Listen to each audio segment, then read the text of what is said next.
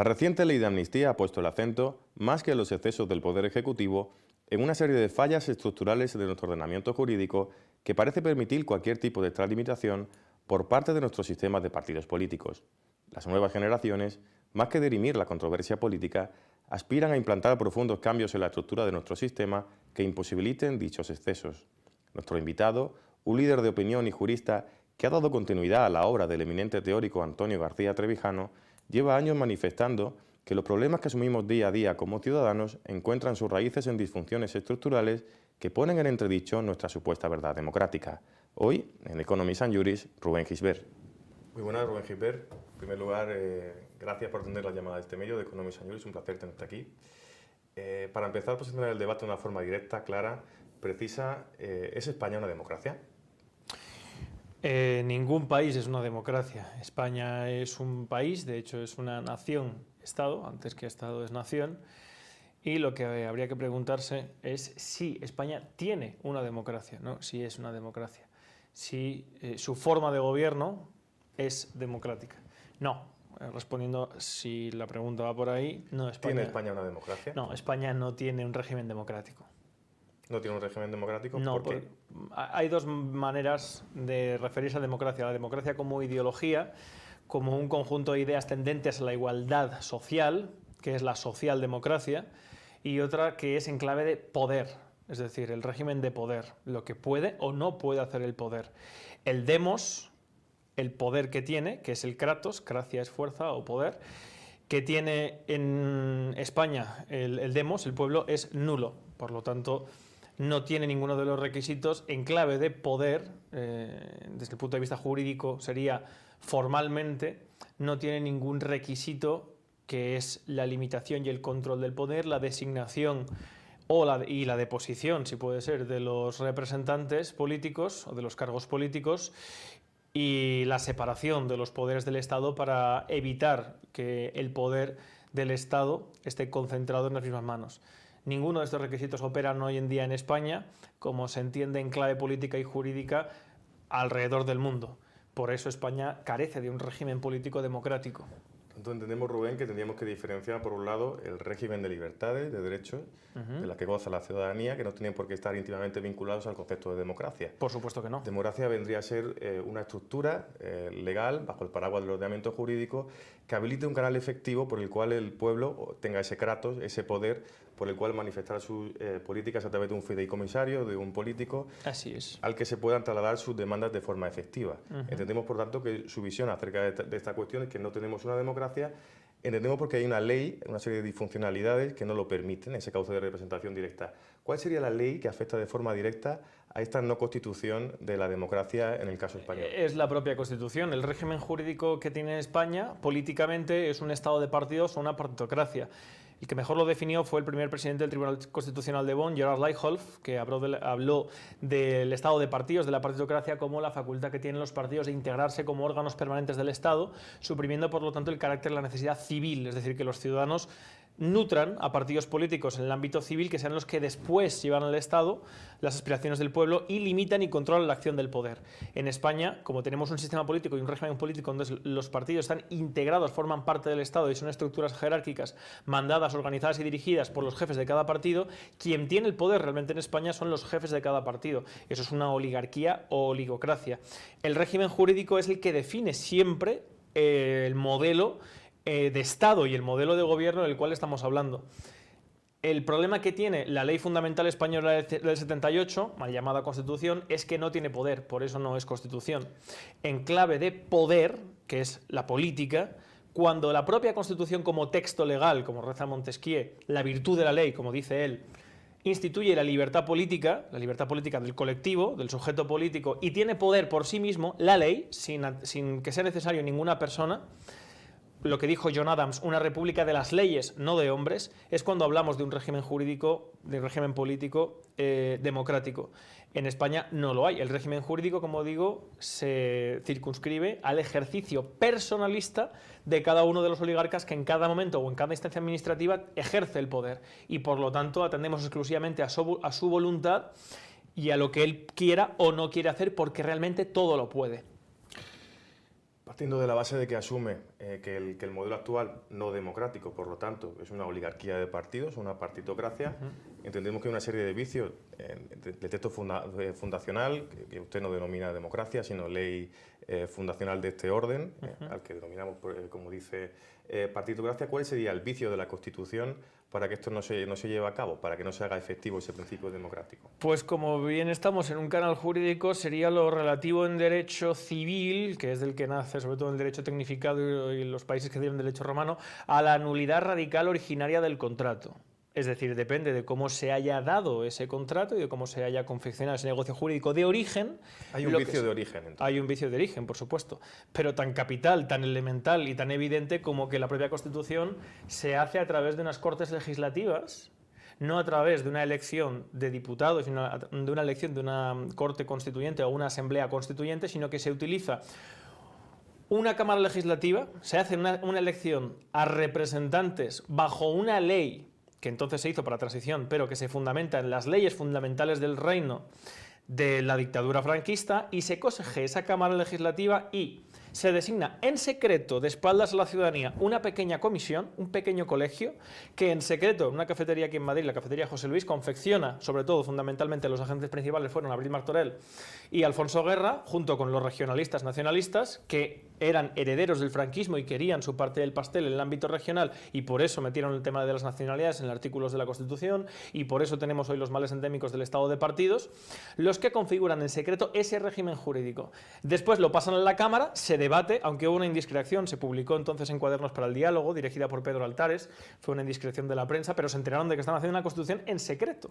Una comisión que no tenía poderes constituyentes, que es la clave y el kit de la cuestión.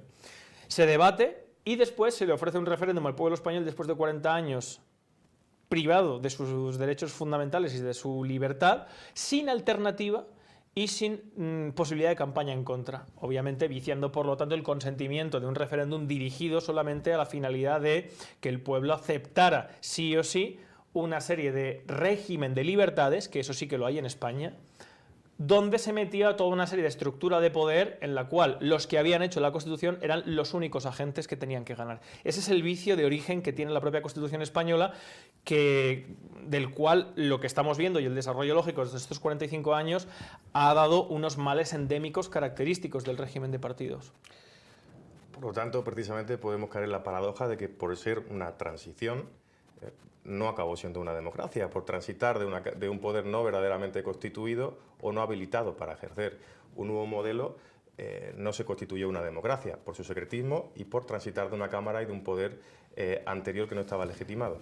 Yo ahí difiero un poco de mi maestro, Antonio García Trevijano. Es cierto que desde luego lo que hubiera garantizado un régimen democrático hubiera sido una ruptura, que fue el que acuñó entonces el término ruptura democrática, pero creo que sí se podría, si hubiera habido voluntad y no hubiera habido tanto interés por parte de agentes extranjeros, de agentes sobre todo de Kissinger y de Estados Unidos, dentro de un mundo de dos bloques y de la Guerra Fría que condicionó mucho lo que se hizo en España en los años 70 y 80, sí se hubiera podido por lo menos instituir algo parecido a lo que De Gaulle hizo en Francia en el 58, un régimen presidencialista, donde hubiera habido no un control absoluto del poder, pero sí, no digamos un descarado y absoluto, como hay hoy en día en España, poder plenipotenciario para el que ostenta el poder en cada momento.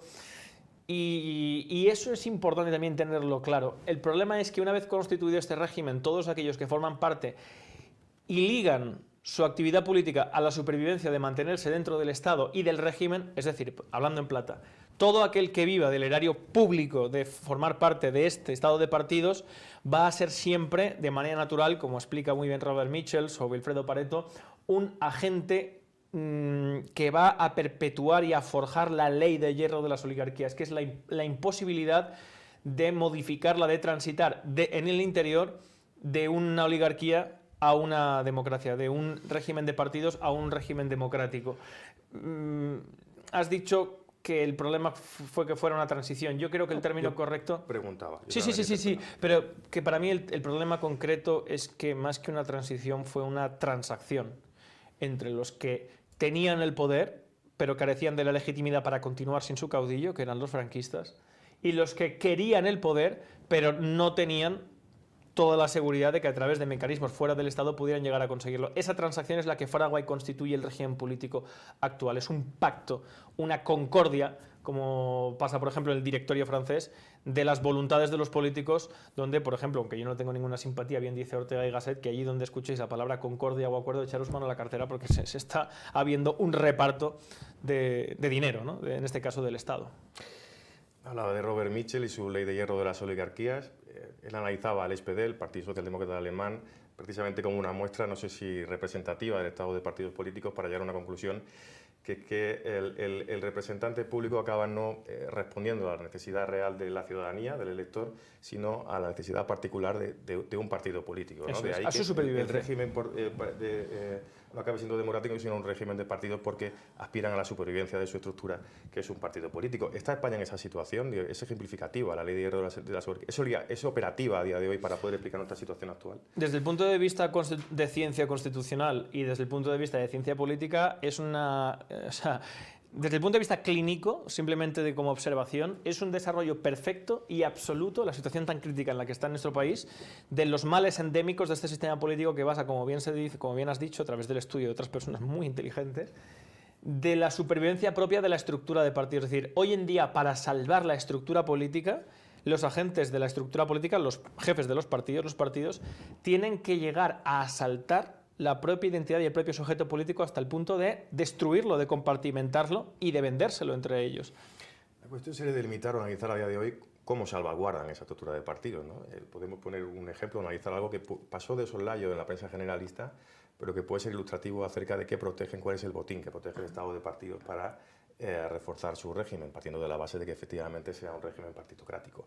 El PNV blindó el acuerdo de investidura con el actual partido, con el Partido Socialista, acerca con la ley electoral.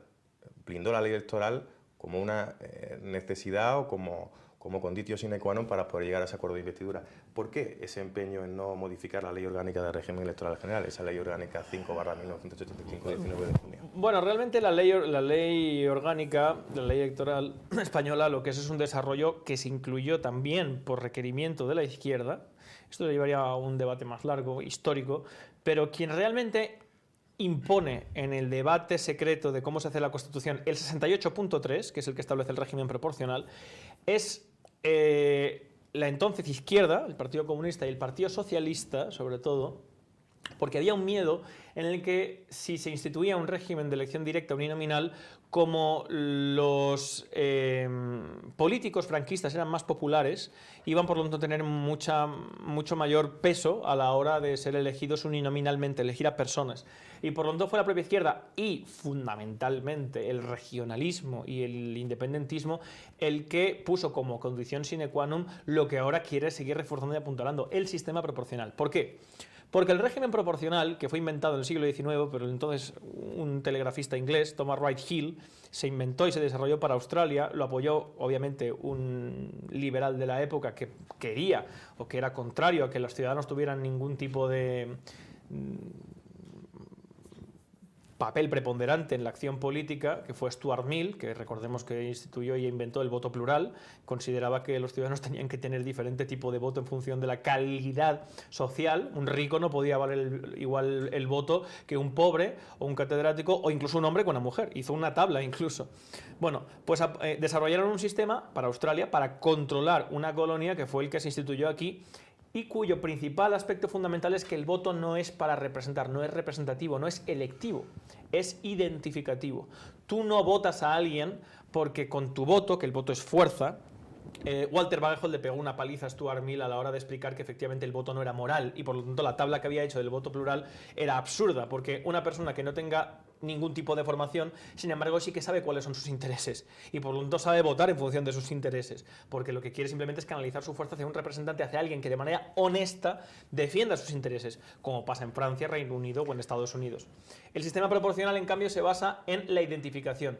Es el caldo de cultivo perfecto, la placa de Petri fantástica para las enfermedades oportunistas, nacionalistas, regionalistas, porque hace que en el ámbito regional la gente, como no vota por identificación ni por elección, vota porque se identifica con una serie de rasgos culturales, lingüísticos, incluso gastronómicos, en definitiva, identitarios, es el caldo de cultivo perfecto para el auge de los nacionalismos y de los regionalismos, que actúan como enfermedades oportunistas de un sistema donde se carece de libertad política, la libertad para elegir a los representantes políticos.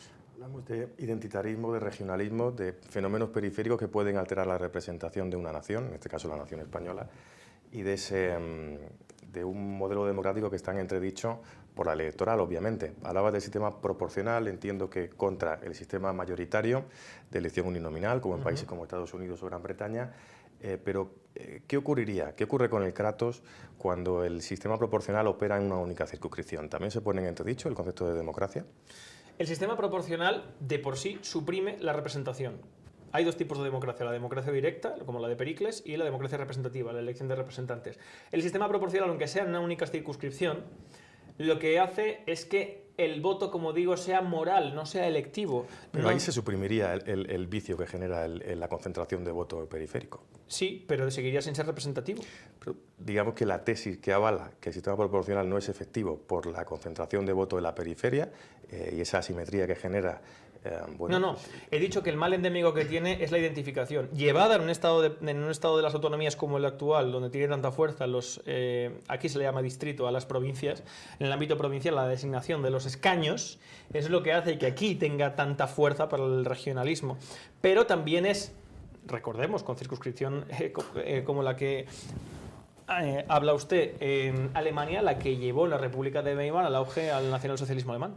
Con una única circunscripción, el nacionalismo tendría la misma representación en la Cámara Territorial, pero no se penalizaría la dispersión de voto de los partidos mayoritarios. Y eso generaría, digamos, que mayor simetría en la proporcionalidad electoral. Sí, pero los vicios, la corrupción como forma de gobierno y como factor de gobierno, la falta de separación entre el legislativo y el ejecutivo, la falta de límite y control de la clase política seguiría exactamente igual, porque el sistema proporcional que actúa, como bien su nombre indica, por proporción, requiere de una confección previa de la Cámara Legislativa donde se vota a una sigla, a un color, y se confecciona una Cámara en proporcionalidad a las sensibilidades que se ofrecen en el ámbito del voto, en el ámbito a la hora de votar.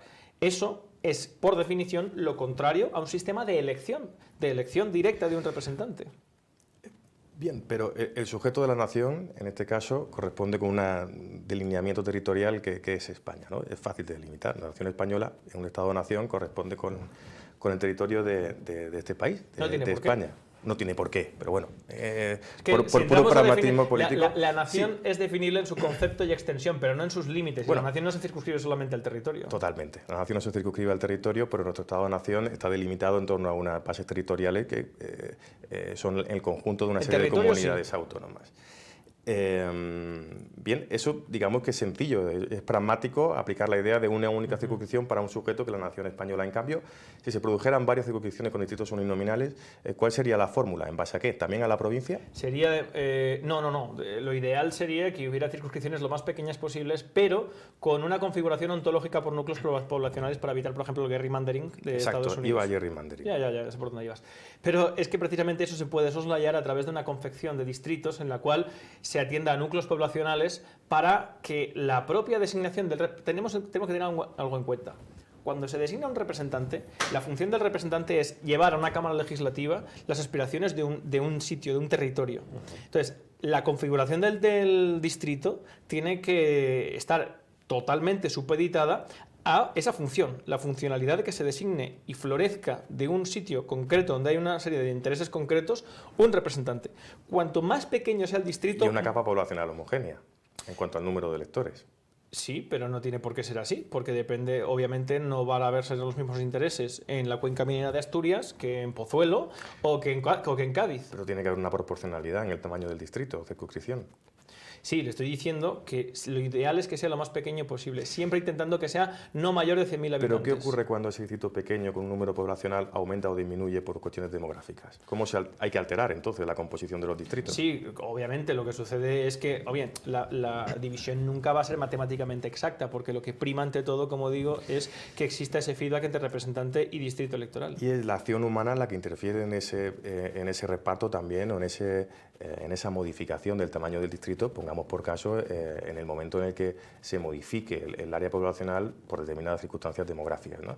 ¿Qué es preferible? ¿Que la acción humana genere y vaya modificando esos distritos electorales o partir de una única base, digamos que mucho más sencilla, más pragmática desde el punto de vista racional, que es hacer recaer el sujeto de la nación en una única circunscripción que sería la del Estado español? Es que el problema de un único distrito es que entonces caemos en una serie de males endémicos también propios de un sistema que, aunque busque la representatividad y busque la representación, no atienda realmente ni configura una Cámara Legislativa donde realmente se diriman las cuestiones que realmente interesan a los ciudadanos, ya no solamente en clave nacional, porque hay que tener en cuenta que hay otras aspiraciones, otras necesidades que requieren su fuerza en una Cámara Legislativa desde el punto de vista regional.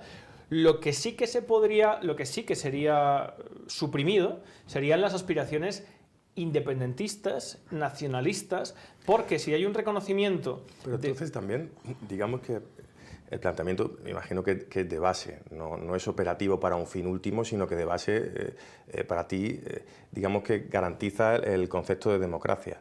Para usted garantiza el concepto de democracia y accidentalmente acaba con un problema como el nacionalismo. Pero obviamente, por supuesto. ¿Qué ocurriría si un conjunto de distritos uninominales elegidos por sistema mayoritario acaban sumando un bloque mayor que el que puede constituirse por un sistema proporcional? Es que ha apuntado usted algo para mí capital.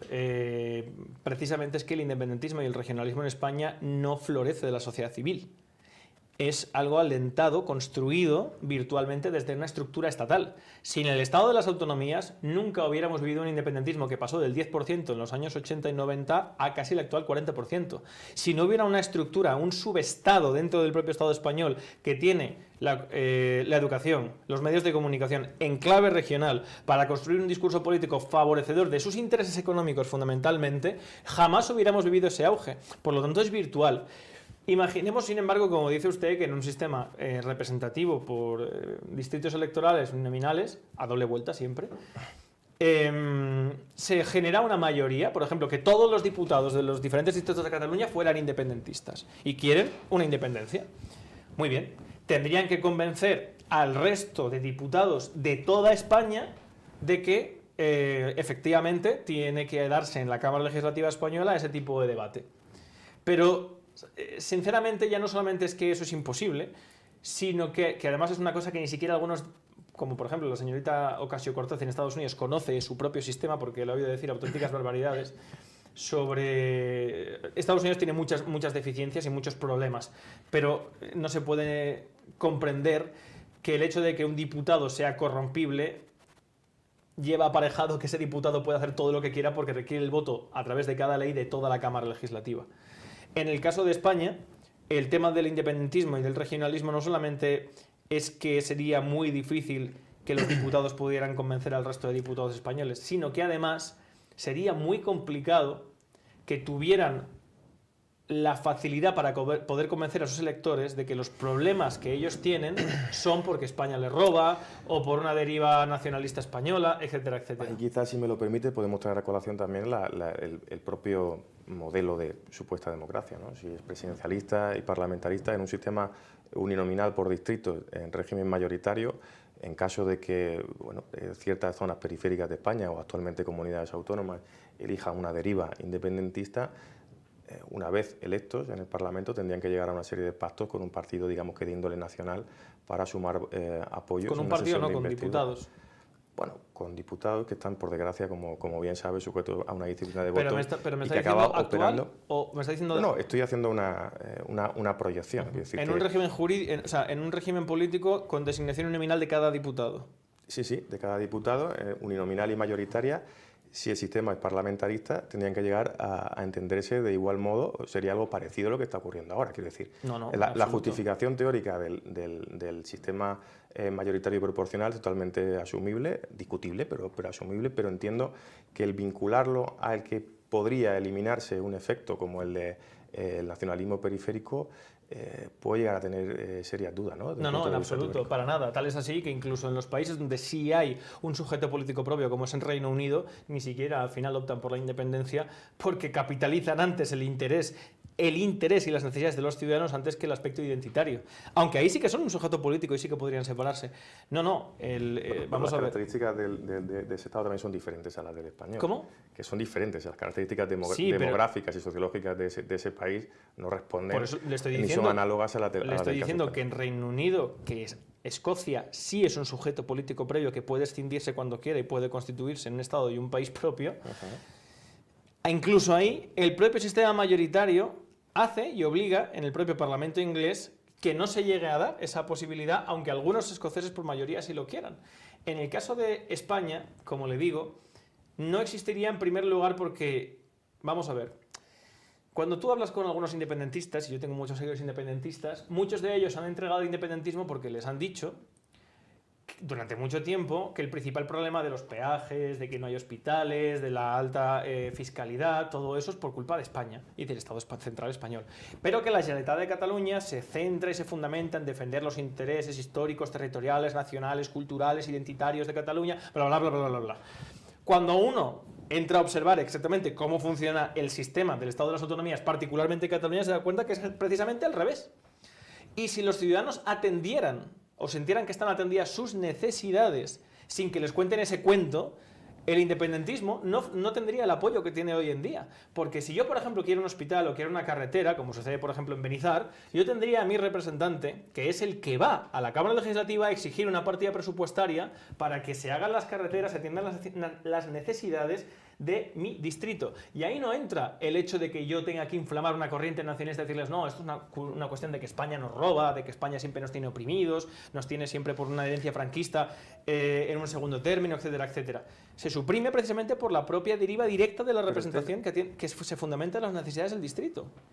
Digamos que vincula la operatividad del modelo mayoritario por distritos a un ambiente discursivo o retórico fundamentado en el presente, en lo que ocurre en el presente, pero podría darse el caso de que sin inflamar a las masas y no de forma torticera, a su juicio, no vamos a hablar de política, que es otra cuestión, ¿no? Pero de forma legítima, cada uno de esos distritos uninominales elegidos mayoritariamente decidieran, porque es su designio político, el independizarse del resto de la nación española. Muy bien, si le he dicho, muy bien, vamos a ponernos en ese hipotético pero absurdo caso. Digo absurdo por las propias características. Digo porque, le digo, no sin hablar de lo político, cualquier tipo de idea en política es legítima, incluida la de independentismo, y no quiero entrar a valorar si para ellos es legítimo o no esa postura, pero, simplemente lo técnico y cómo funcionaría, cómo operaría la ley electoral en ese caso. Pero le repito, cuando uno es elegido por un distrito, vamos a poner un ejemplo, ejemplo de Benizar, ¿no? Los vecinos están quejándose tanto que al final han decidido no participar de ningún sistema porque las carreteras están hechas un auténtico asco. La principal prioridad de esos vecinos es que las carreteras que tengan para llegar, para ir, estén en condiciones y tengan un ambulatorio. Eso es lo que quieren los ciudadanos de ese distrito. Pero los ¿Me ciudadanos deja terminar y responder a su pregunta? Sí, por supuesto. Si la acción de la política se dirigiera a satisfacer esas necesidades y las satisfaciera, entonces no tendríamos a políticos diciendo, no, la culpa de que las carreteras estén así es que España roba. Perquè si nosaltres fórem un país, si fórem independents i tal, no sé quantos, entonces sí podríem viure com podem. Però no podem perquè tenim que contribuir a España, tenim que tal... Ese discurso independentista que soslaya las necesidades de los ciudadanos es el que ha construido el independentismo y el que ha hecho el auge del regionalismo en España.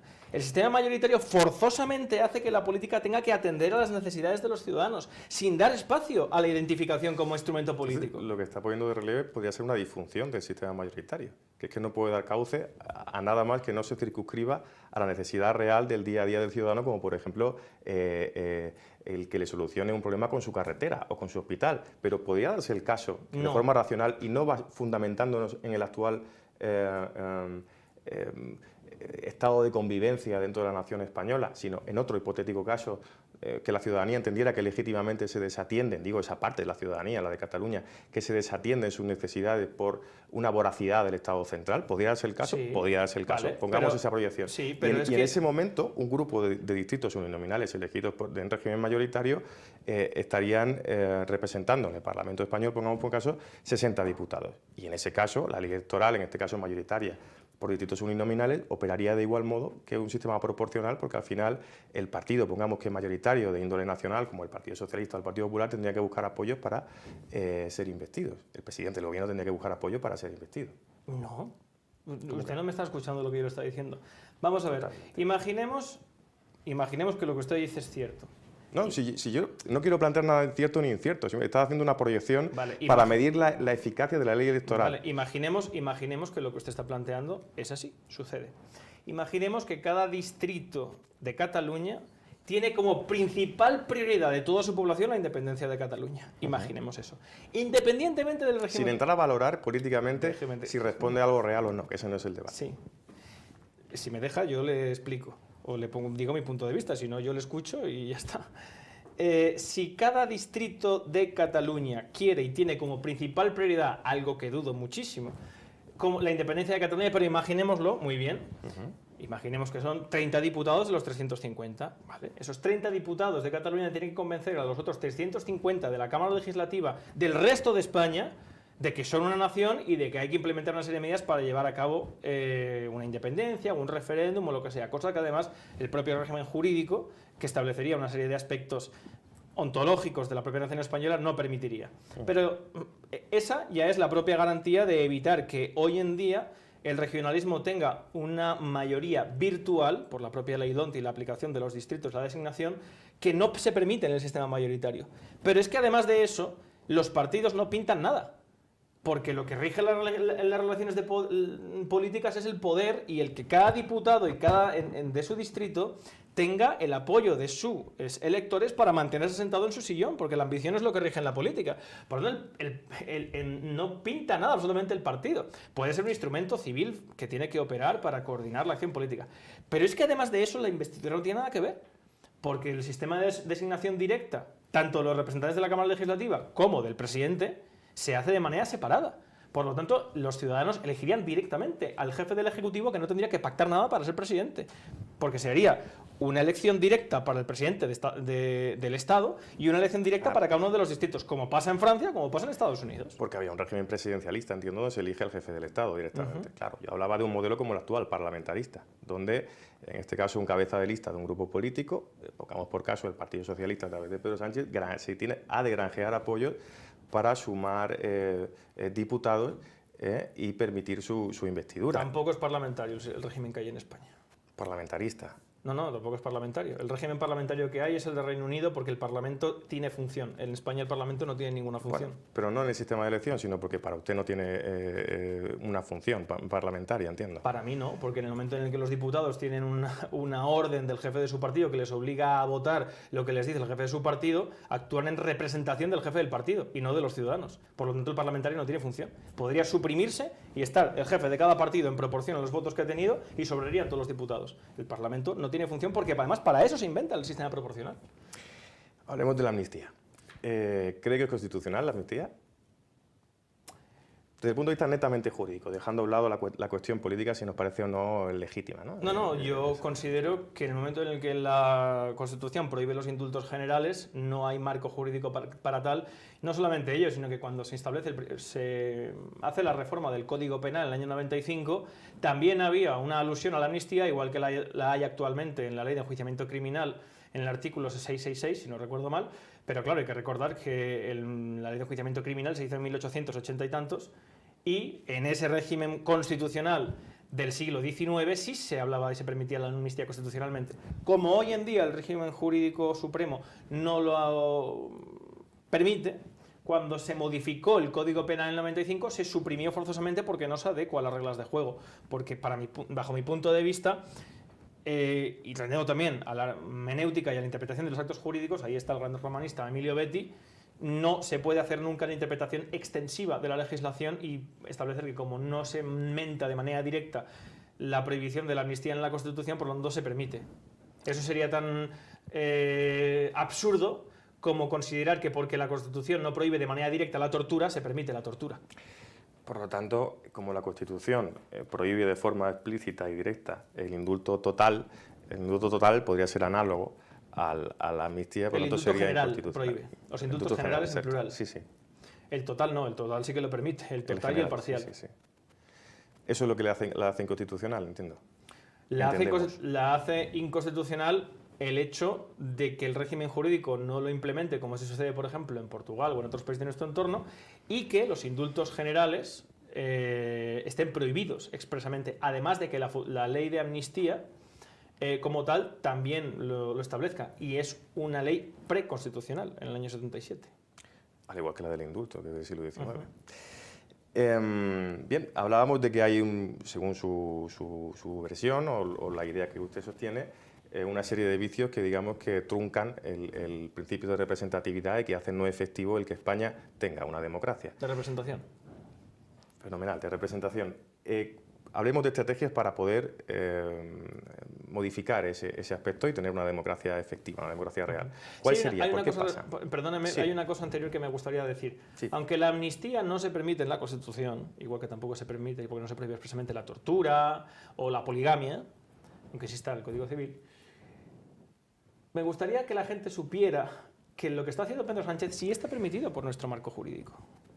Es decir, la Constitución española, como no tiene poder como tal, cuando la primera vez que se inventa la Constitución es para separar los poderes del Estado tradicionalmente en la monarquía absoluta. La ejecución, la legislación y la aplicación de la ley a través del cuerpo jurídico, el poder jurídico, unificados. La Constitución se inventa precisamente para partir la función legislativa y la función ejecutiva en funciones diferentes que se vigilen mutuamente. Como eso en España no existe, el presidente del gobierno puede hacer absolutamente lo que le dé la gana. No solo eso, sino que tiene un fantástico órgano político como es el Tribunal Constitucional, inventado por el abad de Sieyes par Napoleón para convertirlo en dictador, que es, para que la gente lo entienda, en el aspecto jurídico, un poder constituido que se convierte en constituyente. Es decir, que interpreta a voluntad la Constitución para mover la portería y que la clase política puede hacer absolutamente lo que le da la gana. Lo digo para todas esas personas que están diciendo que la amnistía sí que se puede hacer, porque se está haciendo, porque tal, no se está haciendo, porque el régimen jurídico en España es absolutamente papel mojado. Ese es el problema y el principal vicio que tiene la Constitución española. Hablando del Tribunal Constitucional, no estaba previsto en la entrevista, hablaba del abad de Sieyes. ¿Cuál sería su modelo también para este tribunal o sala de garantías constitucionales? ¿Incrustarla dentro del Tribunal Supremo y cobrarla como una sala autónoma? Creo que deberíamos tener un Consejo de Justicia, no un Consejo General del Poder Judicial, pero bueno, se puede mantener el nombre, aunque es una rimbombancia absurda, pero un Consejo de Justicia donde los altos órganos, que son los que al final tienen la función de control y la función disciplinaria de la judicatura, fueran elegidos por todos los operadores jurídicos, no solamente por los jueces, magistrados y jueces, para evitar el corporativismo, sino también por abogados, procuradores, médicos forenses, etcétera, etcétera. Y que no hubiera ningún tipo de injerencia del poder político, así como un presupuesto propio. Así se garantizaría que el ejercicio de la justicia fuera totalmente apolítico y despolitizado. Muy bien. Y desde luego la supresión del Tribunal Constitucional, que es un foco de corrupción. ¿Cuál sería, por lo tanto, la estrategia para poder hacer efectivo el principio democrático? Usted ha dicho en numerosas ocasiones que llama a no votar, ¿no? Lo más... No, llamo a la desobediencia civil, y dentro de la desobediencia civil está la abstención electoral. ¿Sería una estrategia funcional para poder hacer efectivo el principio democrático? No, es una estrategia funcional como mecanismo de presión para dejar sin legitimidad, sin apoyo, sin aprobación lo que hoy en día hay en España. ¿A través de qué canal se asistiría a la alternativa? ¿A través de un canal no institucional para formar un poder constituyente? ¿Cuál sería el modelo alternativo? Pues el modelo alternativo pasa por la organización ciudadana, es decir, el asociacionismo civil al margen del Estado, para, entre todos los ciudadanos, independientemente de que se reúnan diferentes ideologías o sensibilidades políticas, se haga una acción unitaria y conjunta, consciente, organizada y dirigida bajo unos puntos clave, que sean precisamente los de la democracia, porque si se hace una acción civil de manera, vamos a decir, desorganizada y por reacción y sin saber muy bien lo que se está pidiendo, es el caldo de cultivo perfecto para acabar en cualquier sitio. Por eso es importantísimo que lo que se construya desde la sociedad civil sea en todo momento dirigido a instituir límites y control de la clase política. Que la gente se mueva no por indignación, sino por convicción, porque sabe lo que quiere y lo que no hay en este país, porque sabe los problemas que tenemos y hacia dónde hay que ir para corregirlos. Hablando de este llamamiento a la desobediencia civil... Usted Pacífica siempre. Pacífica siempre, por supuesto. Usted mismo participó en una, no sé si denominarlo manifestación o acampada, la puerta del Congreso, estos últimos días a colación de todo lo que estaba sucediendo. ¿Cuál ha sido su parecer personal acerca de la gente que se acercaba allí? ¿Cuáles eran sus demandas? Pues en principio sí, hicimos una acampada el día 11 en la puerta del Congreso, a las 7:30 de la tarde nos asentamos allí hasta las 12:30, en el cual la policía tuvo a bien disolvernos por la fuerza. Y sinceramente mi percepción fue sorprendentemente positiva, porque toda la gente que concurrió a ese acto, de todo tipo de ideología, signo y clase social, lo hizo, como digo, sabiendo por qué se movía, exigiendo una serie de puntos concretos y en todo momento demostrando un coraje y una valentía que yo no recuerdo haber visto en España en mi corta vida, para muchos. Porque la disciplina, que no hubiera ni un solo insulto, ni un solo golpe a la policía, ni una sola algarada, y aceptar en el momento preciso la violencia del Estado de manera impasible, demostrando por lo tanto que cuando uno defiende una causa justa no tiene por qué temer nada, a mí me impresionó y desde luego me llenó de coraje para estar allí junto a un montón de gente en primera fila. ¿Estoicismo quizá? No, porque el estoicismo tiene una vertiente romántica que no considero que sea la ¿Asumir la impasible pertinente. el golpe de la autoridad del Estado? Sí, pero aquí el estoicismo se basa casi como un hado, ¿no? Como la fatalidad que le viene al héroe romántico clásico que lucha contra viento y marea. En este caso yo creo que ¿Judeocristianismo? yo creo que en este caso es algo mucho más sencillo. Uno defiende simplemente lo que es de justicia y no tiene por qué temer en absoluto que lo que tenga delante sea grande o pequeño. Porque aunque la verdad la defienda una sola persona, la verdad es la verdad. Bien, para terminar, ¿qué libro está leyendo Rubén Gilbert? Pues ahora mismo no tengo ocasión de poder leer porque estoy confeccionando, o estoy mejor dicho, terminando de adaptar mi trabajo de final de carrera de Derecho para que pueda ser disfrutado por aquel que tenga a bien leerlo y salga al mercado lo antes posible. Muy bien, pues esto ha sido todo. Muchísimas gracias, Rubén Gilbert. Gracias a usted.